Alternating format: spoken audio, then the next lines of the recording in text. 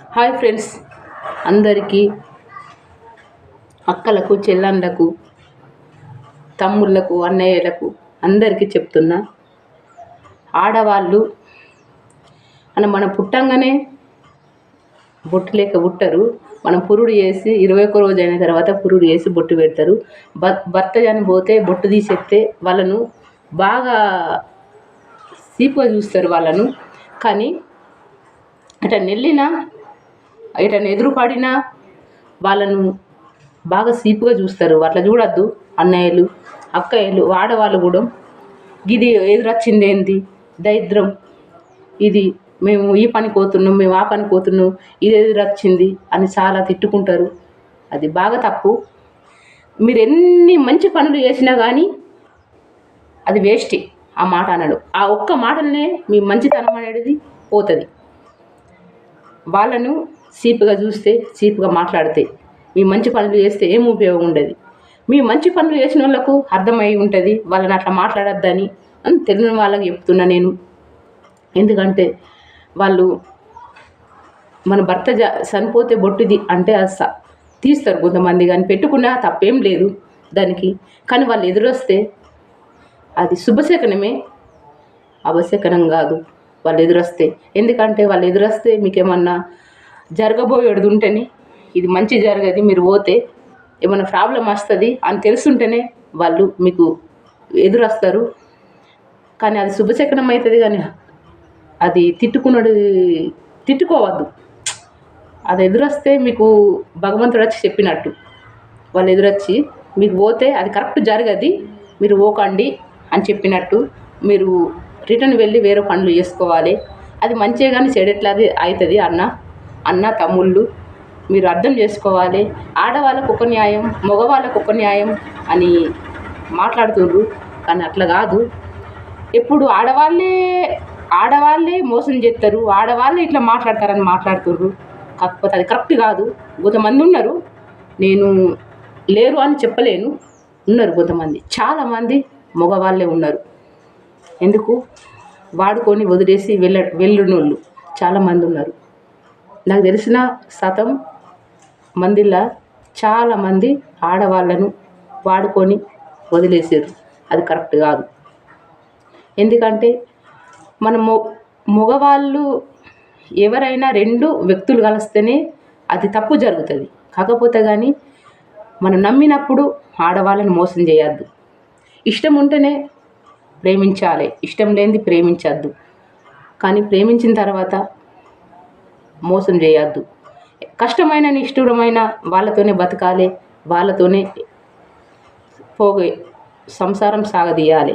కాకపోతే కానీ ప్రేమించి వాళ్ళకు నచ్చలేదు, వీళ్ళకు నచ్చలేదు అని వాడుకొని వదిలేయద్దు. చాలామంది అన్నయ్యలకు చెప్తున్నా, మీకు చాలామంది అన్నయ్యలకు చెప్తున్నా, ప్లీజ్ అన్నయ్యలు మీరు అటువంటిది మార్చుకోండి. మీ అమ్మ, మీ చెల్లి, వాళ్ళ ఆడవాళ్ళే, మీ అమ్మ చెల్లి వాళ్ళ లెక్కన అనుకోవాలి. మీరు వాళ్ళ లెక్కన అనుకుంటే ఆడవాళ్ళతో తప్పుగా చేయరు. ఖచ్చితంగా అట్లా అనుకోండి అన్నయ్యలు. ఎందుకంటే ఆడవాళ్ళు మగవాళ్ళు నా దృష్టిలో మాత్రం సేమే. నాకు ఇంకా ఆడవాళ్ళే ఎక్కువ అనిపిస్తుంది. ఎందుకంటే అది మీకు కూడా తెలిసే, ఆడవాళ్ళు లేని సృష్టి లేదు. ప్రతి ఒక్కటి ఆడవాళ్ళు ఏం చేస్తారు, మేము బయటకు వెళ్తున్నాం, అవి చేస్తున్నాం, ఇవి చేస్తున్నాం, చాలా పని చేస్తున్నాం, ఆ జాబ్ చేస్తున్నాం, ఈ జాబ్ చేస్తున్నాం, ఖాళీగా ఉంటుంది నా భార్య అని చాలామంది చెప్తారు. కానీ ప్రొద్దున లేచి నుండి ఆమె ఎన్ని పనులు చేస్తుంది నా భార్య, ఎన్ని కష్టపడుతుంది, మాకు ప్లేట్లో అన్నం పెడుతుంది. అది ఎంత కష్టపడుతుంది అన్న, చాలా కష్టపడితే అది ప్లేట్లకు అన్నం వస్తుంది. అవన్నీ పనులు, పిల్లల్ని చూసుకోవాలి, అత్తమ్మని చూసుకోవాలి, అవన్నీ పనులు చూసుకోవాలి, మీకు అవన్నీ చేసి పెట్టాలి, అవన్నీ చేయాలి. అవన్నిటికీ అది మీకు ఒక్క పని చేస్తేనే మీకు అంత అలిష్ట అవుతుంది. అన్ని పనులు చేయాలి ఆడమి. అది ఎక్కువనా తక్కువనా మీరు ఆలోచించండి. ఎవరు గొప్ప వాళ్ళ ఎవరదని ఎప్పుడు అనుకోవద్దు మీరు. ఆడ మగ అందరు సేమే. బాధ అయినా కష్టమైనా ఏదైనా కానీ ఆడవాళ్ళు మగవాళ్ళైనా కానీ కూర్చొని మాట్లాడుకోవాలి. రోజు ఒక అర్ధగంట టైం అన్నా ఆడవాళ్ళకి ఇవ్వాలి. ఆడవాళ్ళకి ఇస్తే బాధ సంతోషమైనా చెప్పుకుంటుంది. ఏం టైం లేకుండా నాకు ఆ పని ఉంది, ఈ పని ఉందని భార్యను కూడా పట్టించుకోక తిరిగితే భార్యకు చాలా బాధ అనిపిస్తుంది. అది ఎంత బాధ అనిపిస్తుందో నేను చెప్పలేను, అది మీరు అర్థం చేసుకోవాలి. చాలా బాధ అనిపిస్తుంది. ఒక అర్ధగంట సేపన్నా ఖచ్చితంగా మాట్లాడాలి వాళ్ళతోని. ఏదైనా కానీ బాధ అయినా సంతోషమైన కానీ కూర్చొని మాట్లాడితేనే వాళ్ళకి రిలీఫ్ ఉంటుంది.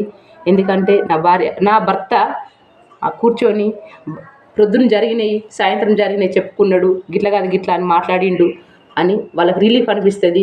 ఇంకా భర్త కూడా పట్టించుకోకుంటే ఆడవాళ్ళకు చాలా బాధ అనిపిస్తుంది.